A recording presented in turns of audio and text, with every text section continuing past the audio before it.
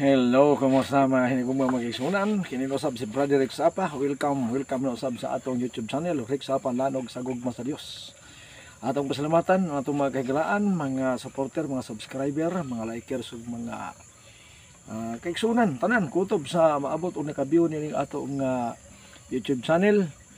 Alang sa inyong mga request mga kaigsunan, ipaabot lang yun ining atong YouTube channel, Rex Apa Lanog sa Gugma sa Dios, o di ba kaha sa atong Facebook, Rex Baltonado. So, kumusta? Sana mga kaigsunan, kutob sa mga nag-support ni ining atong ministry sa Lanog sa Gugma sa Dios YouTube channel.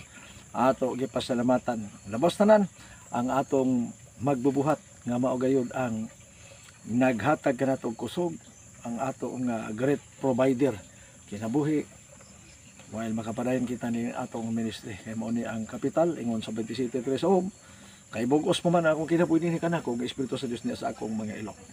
So, kumusta? Sir Roy Rosero diha sa UEC. Marami pong salamat, Sir Roy, sa wala pong sawang suporta nitong ating Lanog sa Dios Ministry. Sana po kayo ay laging nasa magandang kalagayan. Diyan kayo sa mabuting sitwasyon palagi sa buhay.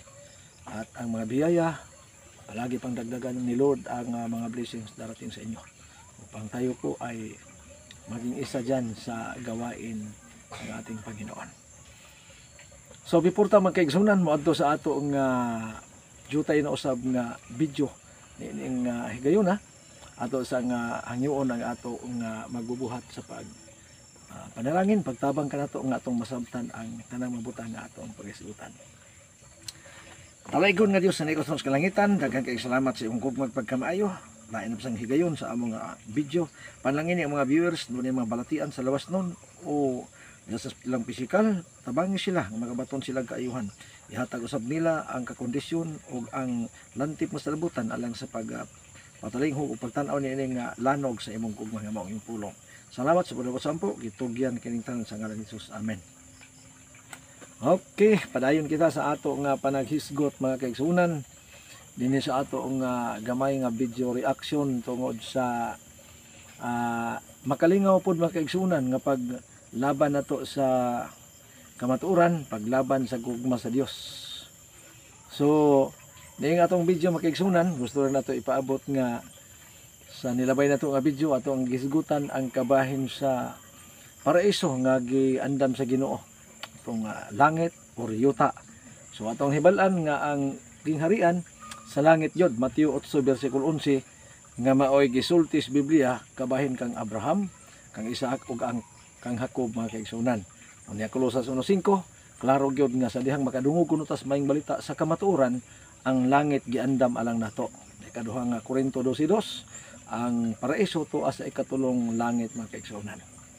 So kini atong video karon may kalabutan usab kini sa mga reaksyon tungod kay doon ako gikakumbate nga higala nga diin tungod di atong nga pag-comment nako makaigsuunan sa pagpangugat ni Paul Alima, ang defender karon sa Katoliko nga isalot.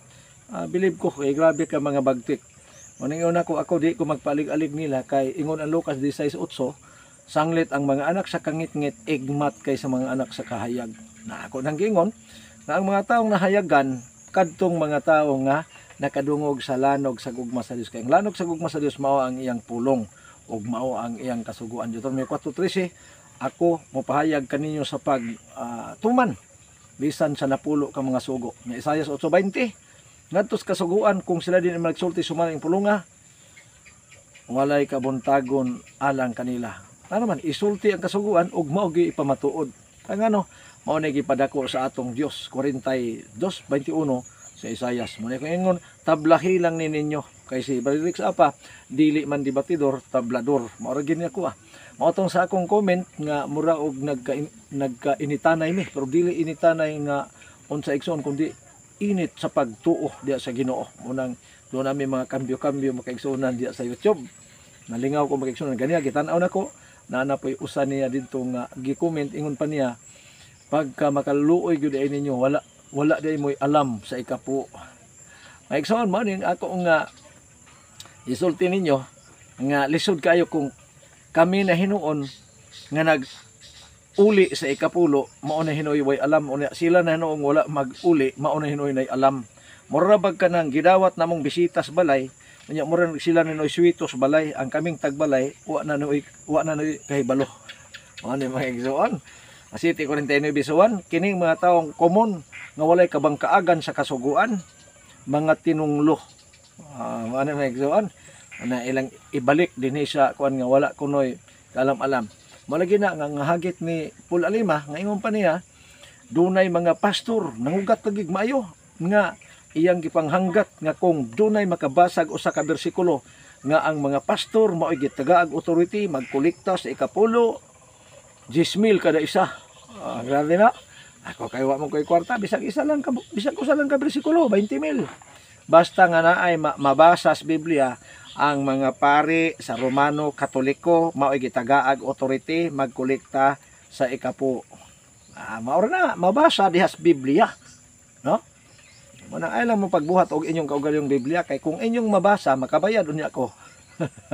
Wala ba ko ibayad? Nya siguro ha nga mabasa gani ninyo, mabasa pud nako sa akong Biblia. Kay naman po ko'y Biblia ang gihawiran pero wa ko'y binuhat parehas ninyo mga Katoliko nga matod pa ninyo inyo ha ang Biblia. Ha? Inyong giklaim. Pero tinuod lang, naaman mo'y kahago nga nagpail mo, mura mong namoy-boy lang sa uban ba, mga matod pa ninyo, nga nagbasa-basa ning mga protestante, nga dili ilaha. So, ay lang magpamoy-boy, naghago mo, pero kanang pulong sa Dios, importante na sa tanang tao, nga naman, Lucas 3, versikulo 6, ang kaluwasan alang sa tanang tao, maunay tumbok nga Katoliko. Katolik, dili kay Roman Katolik. Ang Roma raman ha, kung dili, ang pulong sa Dios mo ning tinuod nga Katolik. Kung kamo may kumpay mga pari, wala na problema. Ang problema kung dili na ninyo ipanghatag ngadto sa uban. Nga man, para man sa uban pare ra mo gibudgetan, gitagaan mo budget unya para sa tibok barangay unya kamong mga opisyal, kamo ray nag-um-um. O di na hapit na rabang eleksyon. Pasensya na maigsoon sa magaganay. Sigurohon lang gid nato nga makahimo tas pagserbisyo tinud-anay diha sa mga katawhan. Normal man nga magpili yun. So mo tong akong amigo nga nag-comment lagi siya nga luoy kuno kaayo ta nga mga die hard sa pag-uli sa ikapulo. Kay sa ako nang giingon sa Mateo 23:23 wala magkondenar si Kristo sa mga eskribag parisyo tungod sa ilang pag-uli. Ang gikondenar kadtong ilang prinsipyo nga hatag kay ang ikapulo lagi akong balikan dili lagi ni siya ihatag iuli kay dili ni ato na kabayan siya ang pangutana naabay kwartang balaan apilting naaha gitubag na nako ni sa unang video makigsunan ano man niingon baya ang 27:30 Levitico nga ang tanan nga mga butang balaan kang Hiuba ang ikapulo dito naman to sa ubos nga og sa mga bungas kahoy pero ang giuna dito ang tanan gyud mga butang ano man kaiya ha na prueba ang kwarta iyaha ba di ay iyaha oy hagyo 2.8 basa-basa pod ang salapi og bulawan ako o iya man ang giklaim nga yung pa niya ang tanang butang nga iyaha man ang kwarta nga asa man kuno ka kakitag balaan nga kwarta dili man nimo makit-an imo nang susihon kun unsay giingon sa Dios ang balaan kadtong ikapuo mao nang akong balikan ug naa kay 10,000 kabalo magkamo ihap sa 1,000, 2,000, 3,000, 4,000, 5,000, 6,000, 7,000, 8, 9, 10, 10. Ang kana ika na 10 mga naibalaan. Nga di na din na kwarta. Kwarta na siya. Muna nga ako ning gitoy nga video makigsunan para matubag pud nako ning mga uban pong mga nanginhanglan. Dili lang kay kini siya kung dili sa uban pud nga wala in taon makasabot kaayo.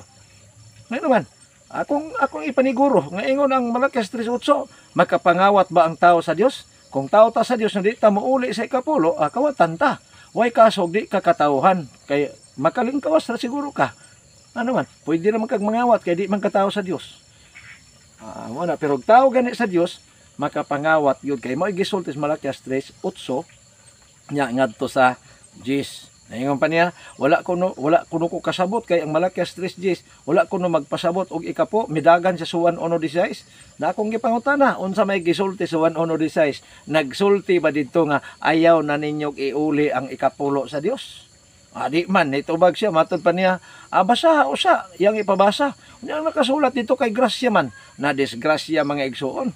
Kay klaro kay ang isyu ikapulo, niya nidagan ito sa grasya. Di na disgrasya, ang grasya lain ang tema. Hisgutan ko na po ng grasya sa sunod na tong video mga igsuon, kay loy kay itong mga igsuon o madisgrasya. Ano man, kay mura na mag-claim na nila ang ikapulo, di na iuli. Ngaman, adto na sa ilang mga adto na sa uban ilang mga pastor nila, adto na sa kuan, ibutang na lang og halad kay iron tingali pagpagaan-gaan kay ang kasagarang reklamo di mo ulig ikapulo kay lagi dako ra daw bugat ra daw. Kambyo. Na, ang sa Dios ang siyam unya ang ikapulo imo. Samot na siguro no. Dalo man gani kag ikapulo na samot na og balihon. Mo na ilhanan.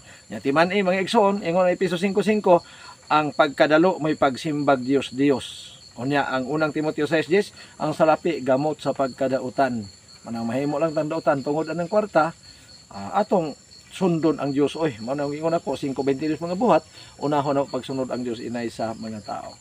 Daghang salamat ning atong kamay nga video. Okay ni si Brother sa apa magiingon ang lapad ug dako kang gugma magbugkos kanatong tanan. Ayaw kalimot pag-subscribe og i-like og i-share usab kini ngadto sa uban. Usbon ako, God bless. Bye-bye kaning tanan, ang Dios magapanalangin.